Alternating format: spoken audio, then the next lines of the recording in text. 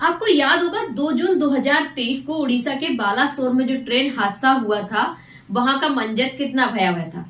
बालासोर के हादसे में लावारिस शवों का अभी तक अंतिम संस्कार तक नहीं हो पाया कि उससे पहले ही एक दूसरा ट्रेन हादसा हो गया।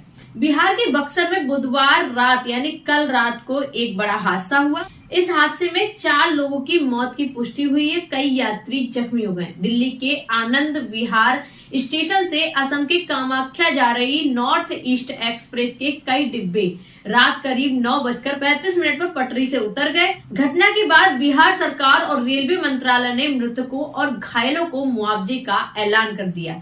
लेकिन मेरा सवाल ये है कि कई बार घायलों को मुआवजे और उसका ऐलान कर दिया जाता है, कई सारे जो घायल रह जाते हैं, आखिर उनका क्या? चमक दमक में तो पूरा तंत्र लगा है, लेकिन रेलवे को सुधारने की बात क्यों नहीं की जा रही? आइए आपको बताते हैं हकीकत क्या है।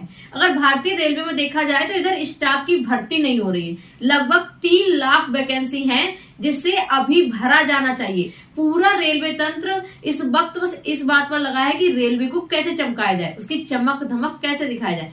मान लिया कि आप पटरी सुधार रहे हैं, आप रेलवे स्टेशन सुधार रहे हैं, आप वंदे भारत ट्रेन चला रहे हैं, इसमें कोई दिक्कत नहीं, आप इन सब चीजों को चमकाइए। लेकिन उसके बाद भी रेलवे में उनकी सुरक्षा और संरक्षा का ध्यान तो रखना ही होगा। आखिर कैसे इतने बड़े हादसे हो जाते हैं और इन हादसे की जिम्मेदारी कौन लेगा? पिछली बार जब बालासोर हादसा हुआ था तो कहा गया था कि ये चूक थी, अगली बार से ऐसा कोई हादसा नहीं होगा। इसके लिए रेल मंत्री ने भी कई सारी बातें कही थी। अब देखिए कि 2017 से अभी तक जो पटरी से उतरने की घटनाएं सामने आई हैं, उनमें बढ़ोतरी ही दिखी है। चाहे वो कानपुर इलाहाबाद के बीच जो हादसा वो हुआ हो, या फिर मध्य प्रदेश और इंदौर वाली घटना हो। 2014 में जब सरकार बनी थी उसी दिन गोरखपुर में भयंकर दुर्घटना हुई थी। इस पर सरकार ने कई सारी बातें कही। 4 चीजें इन्होंने ऐसी कही थी। इन्होंने पहला बताया कि रेलवे का निजीकरण कभी नहीं होगा, और दूसरा पुरानी सरकार की तरह रेलवे को राजनीति का अखाड़ा नहीं बनने देंगे, और तीसरा ये कि बेमतलब की ट्रेनें नहीं चलाएंगे। लेकिन सबसे बड़ा सवाल ये है कि ट्रेनों की चौक चौबंद के साथ ही ट्रेनों की सुरक्षा पर भी ध्यान देने की जरूरत है। हालांकि ये बातें अभी तक पूरी नहीं हुई। जितना रेलवे पर ध्यान देना चाहिए था वह नहीं दिया जा रहा है।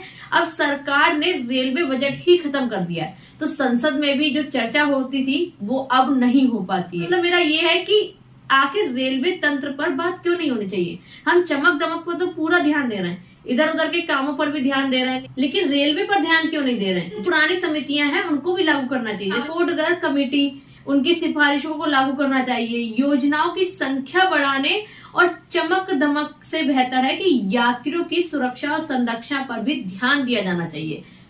बहुतेरी कमियां हैं रेल तंत्र में जिसको तत्काल प्रभाव से दुरुस्त किया जाए, वरना पैसेंजर का भी कॉन्फिडेंस टूटेगा, उनका रेलवे पर से भरोसा ही हट जाएगा। पूरे तंत्र पर एक सवालिया निशान खड़ा हो जाएगा कि आखिर ये हादसे क्यों नहीं थम रहे, ये दुर्घटनाएं क्यों थमने का नाम नहीं ले रही। एक के बाद एक बड़ा रेल हादसा होता जा रहा है। अभी जब 4 महीने पहले बालासोर में 2 जून को बड़ी दुर्घटना हुई थी, तो रेलवे ने दावा किया था कि आगे सुरक्षा बिल्कुल चौक चौबंद रहेगी, सुरक्षा में किसी तरह की कोई कमी नहीं आएगी। अभी जो कल रात 11 बजे दुर्घटना बिहार के बक्सर के नॉर्थ ईस्ट एक्सप्रेस की हुई है, उसमें कई सारी चीजें मैनेज की जा सकती हैं। अगर वह रात के 2-3 बजे होता तो शायद नुकसान और अधिक हो सकता था। ये बात चिंताजनक है कि क्योंकि भारतीय रेल 13,000 से अधिक सवारी गाड़ियां चलाती है। जो गाड़ियां पटरी से उतरती ही रहती हैं, उससे कई सवाल खड़े होते हैं। क्या पटरियों का जो नवीनीकरण है, मरम्मत है या देखभाल हो रही वो ठीक से हो रही या नहीं? यह भी देखने की बात है कि एक महत्वपूर्ण बात यह भी है कि इस बार नुकसान अधिक नहीं हुआ, क्योंकि इलेक्ट्रिक कोच थे, लाइट वेट थे, तो एक दूसरे पे चढ़े ही नहीं।